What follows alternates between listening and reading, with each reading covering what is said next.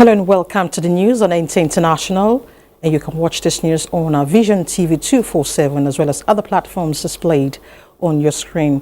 I am Elizabeth Omori and our sign language interpreter is John. Now let's take a look at the headlines. President Bola Tinubu receives letters of credence from new envoys of Jamaica, Australia and Romania. Taiwan earthquake, rescuers comb mountains for people still missing as death toll increases to 12. 4.8 magnitude earthquake jolt New York and surrounding areas.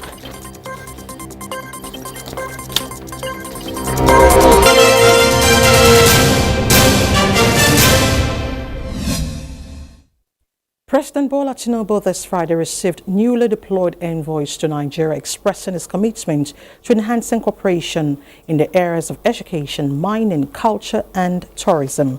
The president received letters of credence from the new High Commissioner of Jamaica, Australia and Romania. During their separate meetings, President Tinubu assured them of Nigeria's support for a rewarding stay and reaffirmed his government's commitment to maintaining an open-door policy towards strengthening existing economic, cultural and diplomatic relations. To the High Commissioner of Jamaica, President Tinubu emphasized the importance of collaboration on trade, investment and technical aid core. He reiterated Nigeria's readiness to reactivate energy cooperation with Jamaica, particularly in the context of climate change and the utilization of gas as a transition fuel. The Jamaican High Commissioner conveyed his Prime Minister's willingness for cooperation between Nigeria and Jamaica in various fields such as energy, trade and investment, as well as culture and tourism. He announced plans for a Jamaican business delegation to visit Nigeria later this year and invited Nigerian investors to explore opportunities in Jamaica's special economic zones. During the meeting with the High Commissioner of Australia to Nigeria, President Tinubu expressed appreciation for the long-standing relationship between Nigeria and Australia. He acknowledged the shared values and interests between Nigeria and Australia as active members of the United Nations, the Commonwealth, and other multilateral institutions. The Australian High Commissioner extended an invitation to President Tinubu to consider visiting Australia during the Commonwealth Heads of Government meeting in Saoma. To the Romanian ambassador, President Tinubu assured the ambassador that Nigeria will explore more opportunities for collaboration with the EU member country. The Romanian ambassador expressed his commitment to strengthen ties between Nigeria and Romania, particularly in education, energy and defense sectors. He announced plans to increase scholarships for prospective Nigerian students interested in studying in Romania. Now to electrification. Minister of Power Adebayo Adelabo says government is working hard to improve power infrastructure in terms of generation and distribution. The minister gave the assurance at the ministerial briefing on power sector in Abuja. He said government is aware of some of the hardship citizens are passing through in terms of policies in the sector, assuring that plans are underway for the transformation of the energy subsector in the country. We have been bold enough and we have been committed enough to address the fundamental issues that have been the bane of the power sector in this country. Mohammed Idris said the ministerial briefing is to bridge the gap in information flow to Nigerians and government activities on the recent increment in light tariff. The minister said government will not inflict a system that will be a burden on Nigerians. Give you information that is accurate, that is honest, that is credible, and that is also verifiable.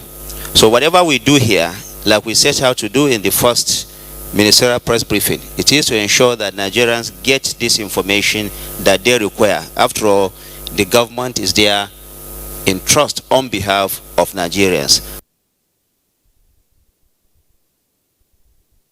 In other news, President Bola Tinubu is beaming with new assurances that with the new economic trajectories, Nigeria is poised to succeed soon and for the ultimate benefits of the citizenry. The president yet again renewed the hope of Nigerians when he hosted members of the business community in the country to an iftar breaking of fast at the State House. State House correspondent Musbaut Danwahab has more. A seasoned businessman in the midst of familiar faces. Warm pleasantries and mutual respect were in order. Another gathering in the spirit of a season, but the underlying reason is perhaps even greater with the array of captains of industry under a roof here. These are part of the holders of the economy and big-time employers of labor. And so, beyond the feast, the guests saw the new signs to believe in the genuineness of this man's intention to rebuild the nation's economy. We know the journey is not going to be smooth initially, but given the way you're handling it, we know we'll get to the promised land. We love your courage. We love your boldness. We admire your decisiveness. And these are very critical in transforming a business as in transforming a country. What we've done is to show statesmanship. You are thinking of Nigeria, not of Nigeria of today, but Nigeria also of the future. Now we have an administration and a presidency that is interested in the opinion of the people that they are there to govern. But I think what you have done in context of driving reforms, necessary reforms, allowing us to have access to forex and to operate. We believe in the rightness of His foot soldiers too also reported on recent policies to further ensure a more conducive business climate. We are on our way to a plan-based governance led by Mr. President with initiatives designed to quickly and urgently support manufacturing, support agriculture, support mining, support creative arts and economy, blue economy, all those areas where, given the right attention that they are getting now, can absorb hundreds of billions of dollars of investment and support our quest for double-digit growth. Thank you. But for the captain of the team himself, it is hope unending, imbued with confidence, assuring that Nigeria is already descending the challenging hills of the economy, occasioned by policies for better prosperity. Nigeria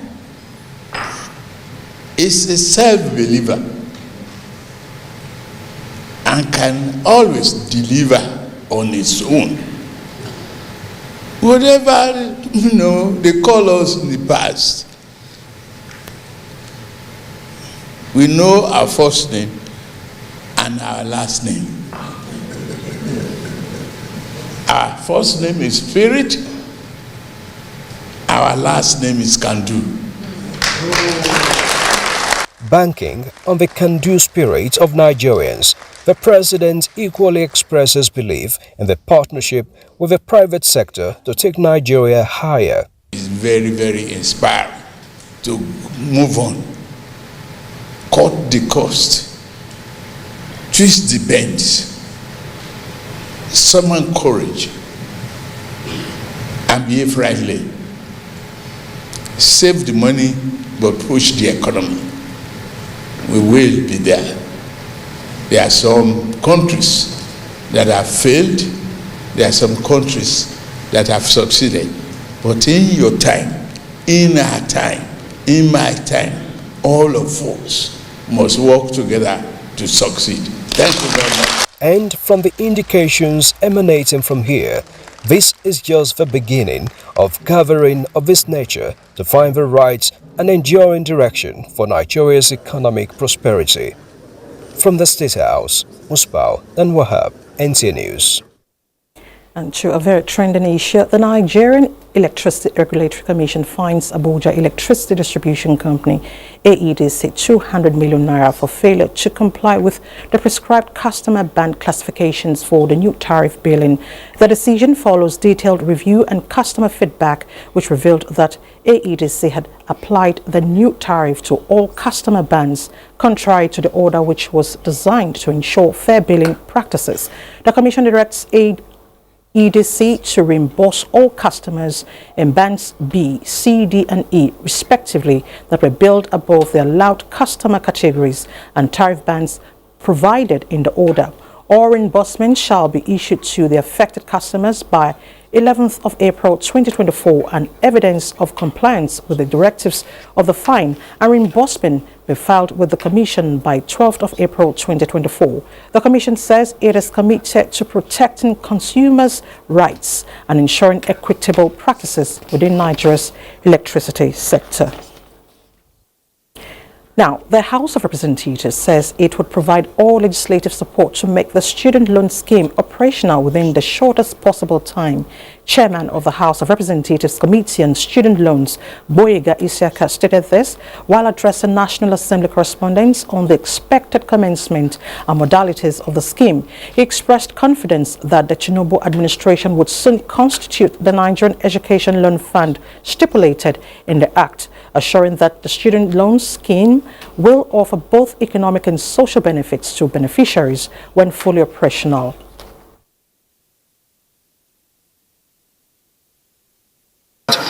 Section 6 of the law provides that the board will from time to time, at least once a year, reel out the guidelines for the loan every year. I mean, the whole essence of this is, number one, is about cost sharing. Number two is also to give the students the opportunity to also have a say into their future. Now, if you want to go and read engineering and the cost of engineering is so much and you feel that your parents cannot afford it, therefore you want to, because of that, go to business admin or go to sociology. Now you have opportunity to go and read your engineering because you know that at least you'll be able to assess a loan. At the end of the day, both the government, the parents, and the students are all contributing towards educating a child. Let's talk gender security. Stakeholders are advocating review of security sector legislations to become more gender responsive for optimum results. This came to the fore at a press briefing on enhancing gender responsive security operations organized by the National Institute for Legislative and Democratic Studies in collaboration with the UN Women in Abuja. Mohammed Rabiu Ali reports. Taking stock of successes recorded in the last 2 years on gender responsiveness, the Director General, National Institute for Legislative and Democratic Studies, says is to increase women's effective participation in peace and security processes, peace and conflict resolutions. These we consider very fundamental because social cohesion can only thrive in an atmosphere of inclusion where every group in the society is being taken into consideration in the process of policy formulation, policy making, and policy implementation. UN Women representative assured continued support to Nigeria to overcome its security challenges, which women are the worst hit. I therefore call on all the legislators and other stakeholders to support the amendment of these security laws to further enhance gender-sensitive environment for maximum efficiency and effectiveness in the security sector institutions and the society at large. It is expected that the initiative will give birth to a 2-year project that will help transform Nigeria's security sector and legislature favorable to women in the decision-making process. In Abuja, Muhammad Rabiu Ali, NTA News. The executive order on oil and gas rolled out by President Bola Tinubu will make Nigeria a hub for oil and gas investment. President of Pengassan, Comrade Festus Osifo, who welcomed the development, however, expressed concern about infrastructure deficit in the industry. Lydia Sampson brings us details. As key players in the oil and gas sector, the Petroleum and Natural Gas Senior Staff Association, PENGASSN, is highlighting industrial concerns sacrosanct to its members. The president, Festus Osifo, told journalists in Abuja that though there are positives recorded in the industry, occasioned by ongoing reforms, the visible negatives, like crude oil theft and pipeline vandalism, cannot be allowed to continue. This act of sabotage disrupt production and result in revenue losses for government and the oil companies. Addressing these issues require a comprehensive approach that includes improving environmental degradation, investing in social infrastructures, strengthening security measures, promoting local content development, increasing investment in the sector. Osifo also says PENGASSN wants total implementation of the Petroleum Industry Act. We aim to streamline our operations, maximize productivity and enhance overall performance, which will lead to improved efficiency and effectiveness of our operations. He urged government, both tribal and state, to rise against institutional corruption by preventing and enhancing transparency and promoting ethical behavior across the country. He's optimistic that empowering media and civil societies, deploying technology and education as powerful tools for tackling corruption must be prioritized. In Abuja, Lydia Sampson, NTA News. You're watching the news on NTA International. Let's take a breather. More reports ahead. Fellow Nigerians, it is a good thing to be Nigerian. Good news! The Office of the First Lady of the Federal Republic of Nigeria is organizing the National Fabric Competition, the hashtag One Nigeria Unity Fabric Competition. The aim is to create a fabric design that would be indigenous to Nigeria, showcasing our culture and unity. This competition is looking out for creativity, concept, and the message of unity. Open to Nigerian youths, both male and female, between the ages of 15 and 25 years. And guess what? You can apply wherever you are in the world as long as you are Nigerian. The winner of this competition goes home with a cash prize of 25 million naira. Are you sure I will not apply for this competition? Submission of entries close on Sunday, 30th of June 2024. Submit your entries by sending pictures of your designs via email to unityfabric.ofl24@statehouse.gov.ng, making sure you capture all parts of your designs. Together, let us unite Nigeria!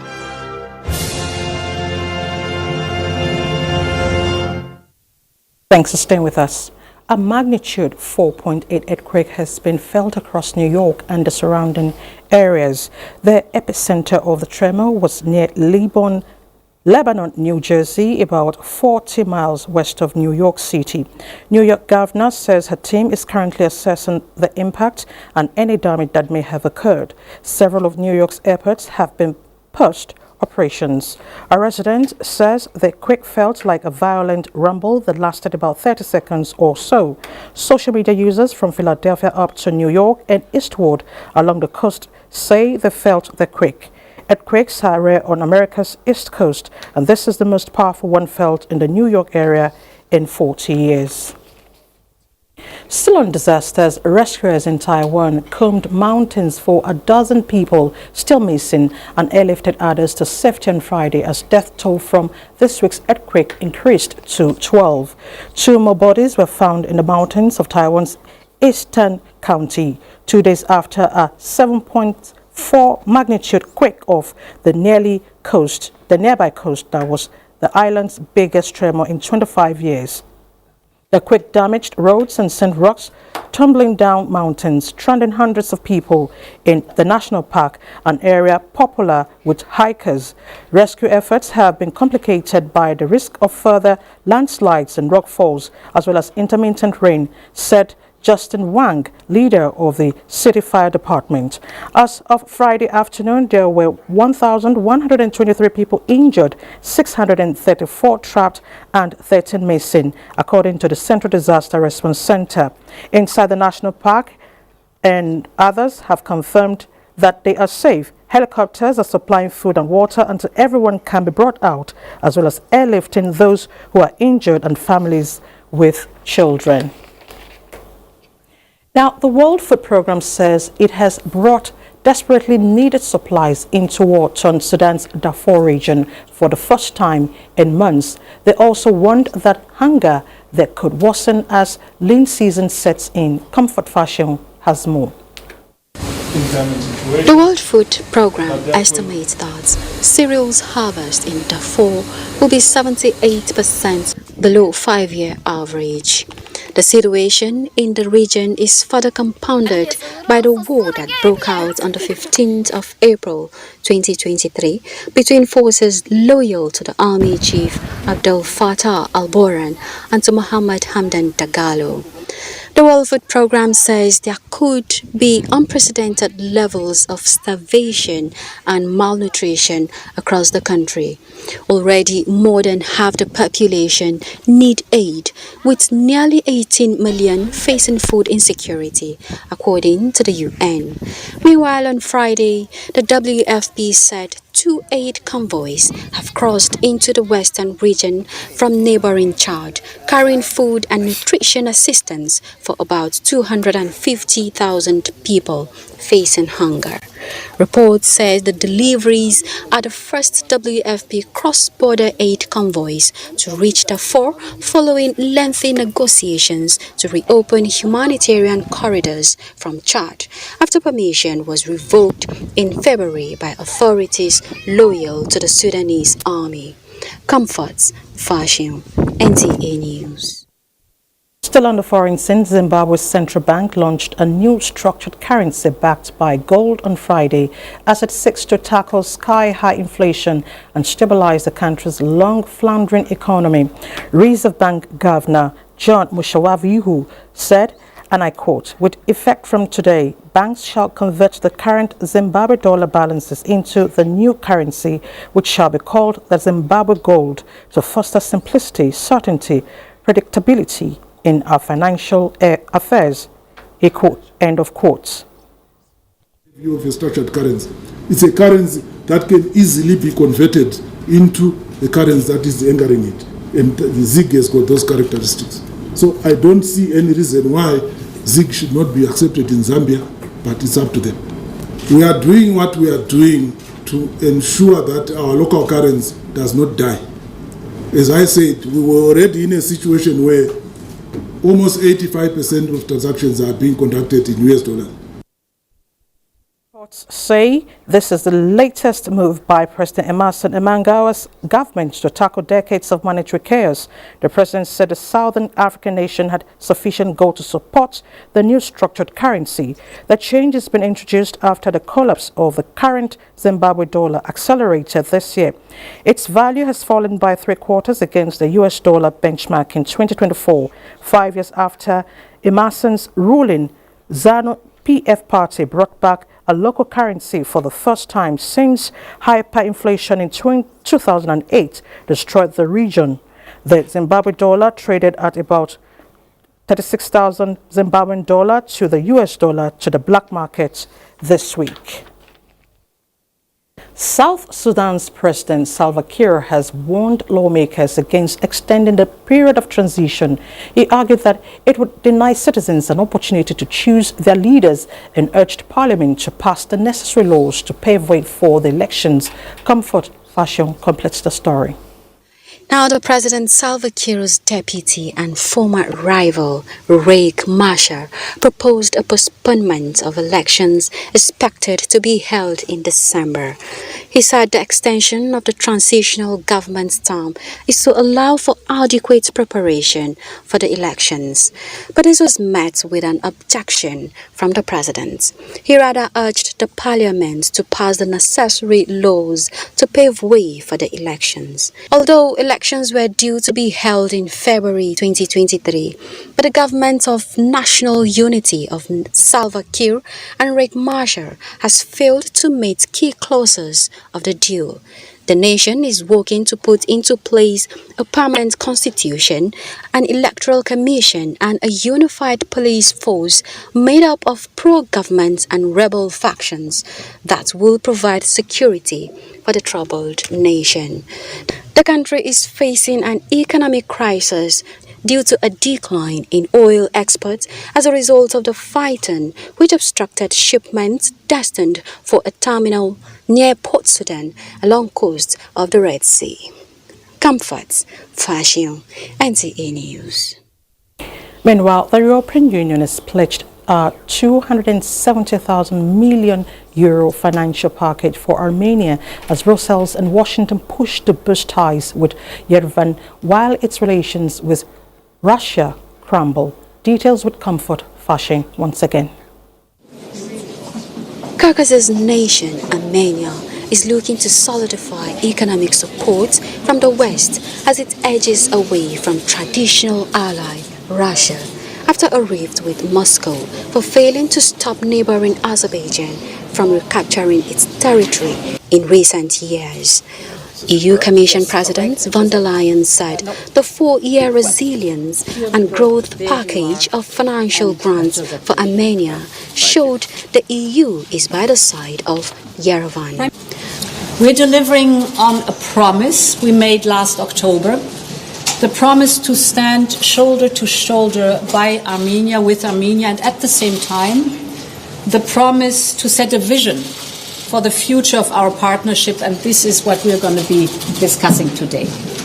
Blinken also said the U.S. was also bolstering its economic support for Yerevan to the tune of $65 million this year to aid efforts in making Armenia a strong, independent nation at pace with its neighbors. Our relations are developing in a positive track, that they are stronger than ever, and that there is a mutual interest to advance them further. Armenia has drawn Russia's anger by criticizing its role as a regional security guarantor and even floating the idea of applying to join the EU. Yerevan has a long-standing alliance with Moscow but was infuriated when the Kremlin failed to stop Azerbaijan's seizure of the Nagorno-Karabakh region from Armenia's separatists last year. Comforts, Fashion, NTA News. President Bola Tinubu has thanked Jim Obaze for his services as the special investigator of the Central Bank of Nigeria and other related entities. In a statement signed by the special advisor to the President, Media and Publicity, Ajuri Ngelale, the President commends Obaze for the dedication and professionalism he exercised in handling the complexities of this critical national assignment. Subsequent to the conclusion of the assignment and the submission of a final comprehensive report, and with the winding up of all apparatus used during the scope of the task, which terminated on March 31, 2024, the investigation is formally closed, with all appropriate law enforcement and regulatory agencies already conducting follow-up action. Now, a bit on sports. Nigeria's Super Falcons secured a 1-0 victory against the Bafana team for the African Cup of Nations qualifier. Now, let's take a quick look at the weather prospects.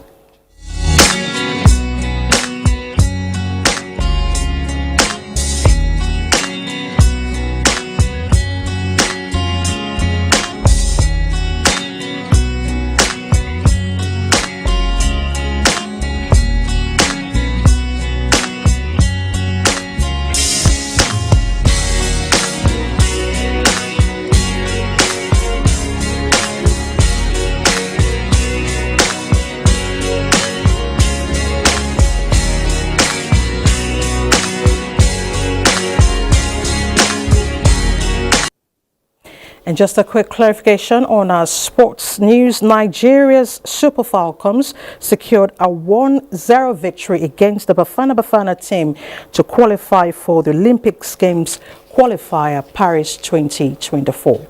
And that's the news. Thank you so much for your time.